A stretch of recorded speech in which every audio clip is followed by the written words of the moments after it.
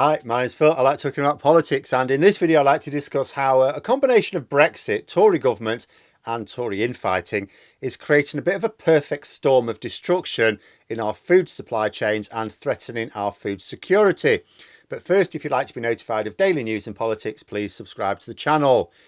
So if you've been involved in grocery shopping over the past few years and you do it at one of the normal supermarkets, the mainstream supermarkets, you can't have failed to notice that there are some differences since we left the single market.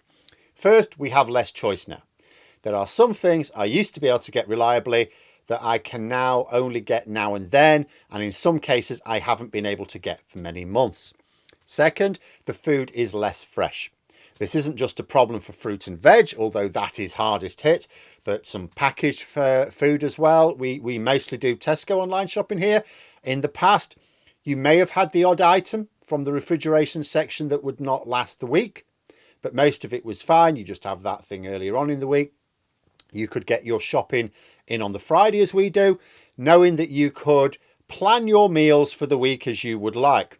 Now, almost everything that we get has a best before date of that day, so a few hours, or within a day or two. Yes, of course, you don't throw it out when it meets that day. It's usually fine for another few days afterwards.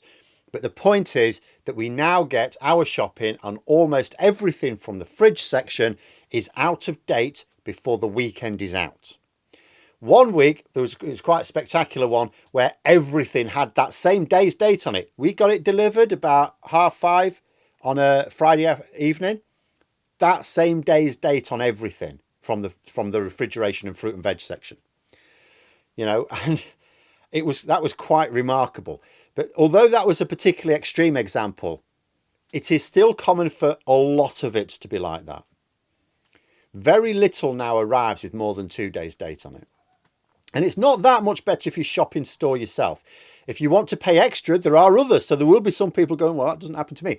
Okay, if you shop at Ocado or something, yes, or Marks and Spencer's, which basically goes through Ocado, then yeah, people shopping there may not notice much difference.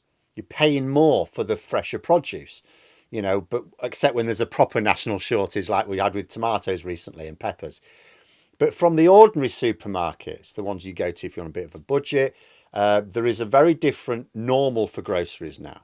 It's, well, certainly the main ones. Aldi and Lidl can be a little bit different because they, some of their stuff may not be as bad. But it is, you know, from Tesco, from Asda, Sainsbury's, Morrison's, for example, it's incredibly noticeable. We're paying more for it and it's less fresh. And it's a wonder to me that more people are not complaining, because there must be a lot of people who notice, and it doesn't have to be normal.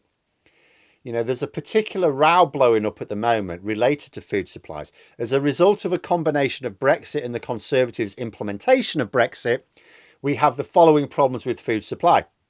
First, we cannot produce as much food domestically as we used to. This is because we used to have much more migrant labour in the process than the government are currently allowing. And despite the fact that the gammons thought that these migrant workers were nicking jobs from the jolly old Brits, reality has shown otherwise. The jobs are just not being done now. So crops rotting in the fields because there's nobody to harvest them or not enough to harvest them. So farmers plant less for the following year. That's been happening 2 years in a row now. We have similar shortages elsewhere in the food supply chain as well. So it's not just fruit and veg affected. It means that we're now producing less food than we used to. That means needing to import more. That in itself would increase the cost of food because of the extra costs of importing. But Brexit gave us a double hit there as well.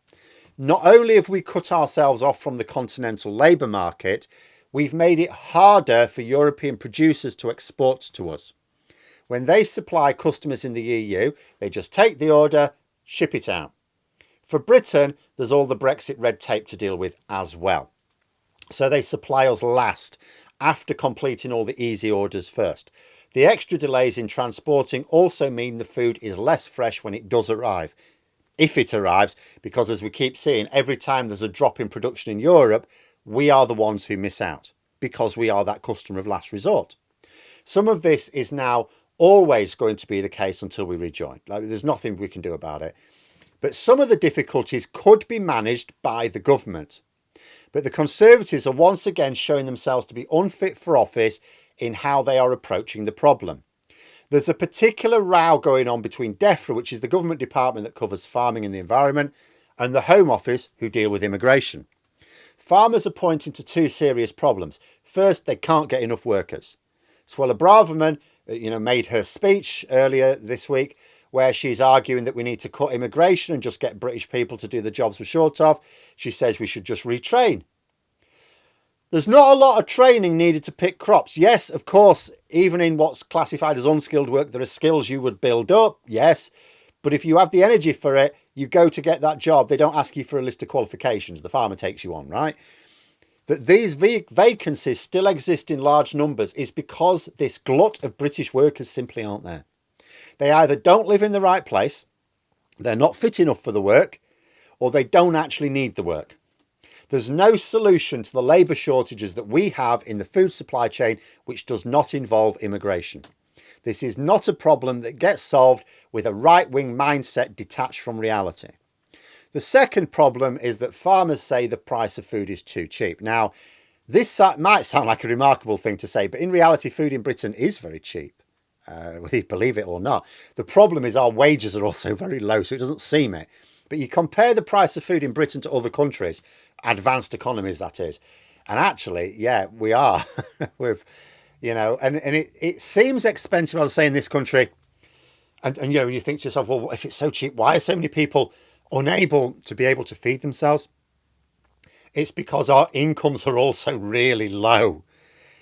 Our incomes are suppressed every time the Conservatives are allowed into government, and we let them into government a lot.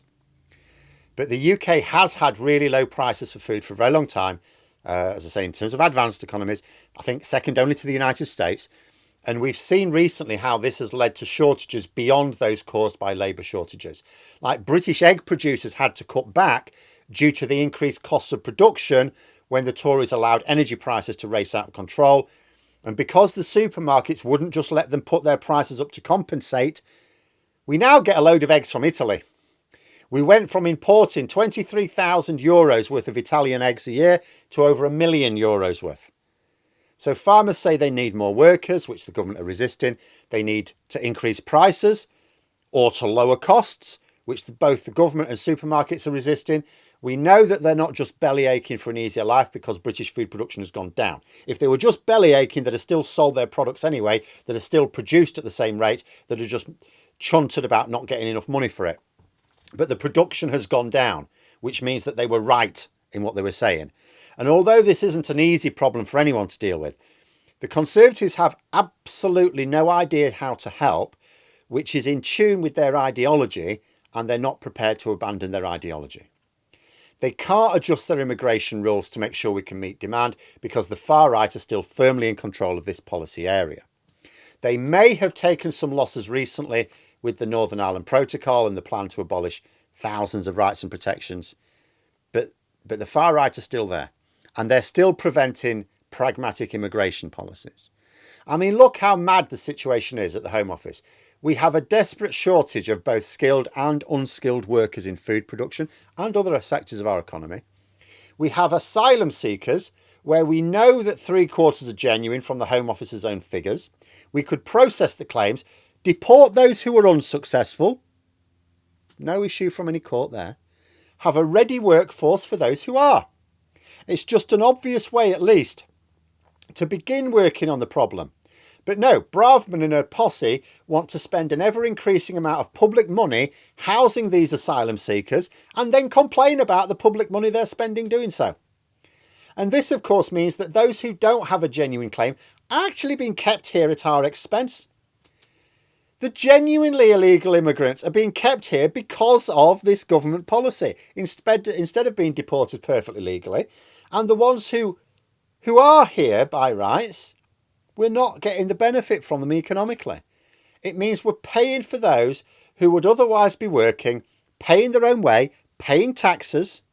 And it means we have to keep paying more for manky food because we are having to import more and it takes longer to be able to import. This is an insane way to govern. And yet, unlike with other policy areas with crossover with Brexit, there is no serious sense in which anyone thinks pragmatism will win the day here. Even if it turns out that Braverman is no longer in a strong position, although I would suggest the fact that a lot of more moderate Tory MPs are refusing to publicly call her out suggests to me she probably is still in a quite a strong position.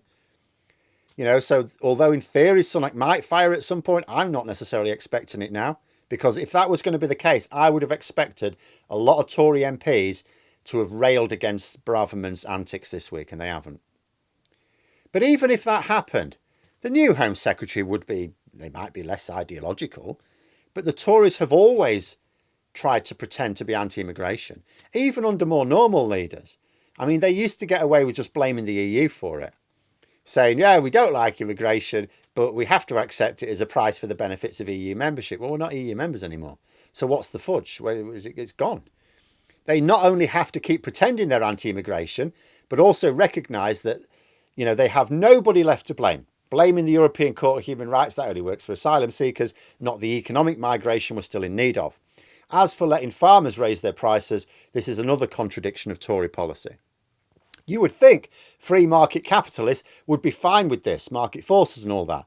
You know, they were, for example, fine with oil companies whacking up their prices and still allowing them their tax breaks, but they know that they've squeezed the public too hard.